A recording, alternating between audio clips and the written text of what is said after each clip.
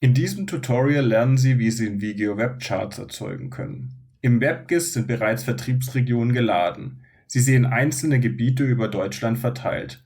Um zu diesen Gebieten einen Chart zu erstellen, klicken Sie als erstes oben rechts auf das Datentabellensymbol. Die Tabelle öffnet sich. Als nächstes klicken Sie links am oberen Rand auf den kleinen Pfeil, damit sich die Datentabellen komplett aufklappt und Sie alle Daten der Tabelle sehen können.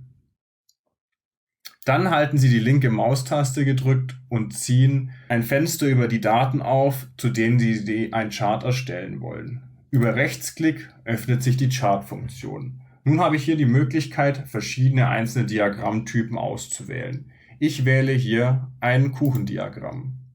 Nun sehen Sie, abhängig von der Vertriebsregion, die einzelnen Marktvolumina. Ich habe die Möglichkeit, das Diagramm groß zu machen, kann es auch wieder klein machen. Des Weiteren habe ich die Möglichkeit, den Diagrammtyp hier über das Menü zu ändern, beispielsweise in ein Balkendiagramm. Nun sehe ich hier schön aufgegliedert, abhängig von meinen einzelnen Balkenfarben, das Marktvolumen, das Umsatzziel, den Jahresumsatz oder mein Potenzial. Da wir hier prozentuale Werte drin haben, macht es natürlich Sinn, ein kombiniertes Chart anzeigen zu lassen. Das sehen wir jetzt beispielsweise hier.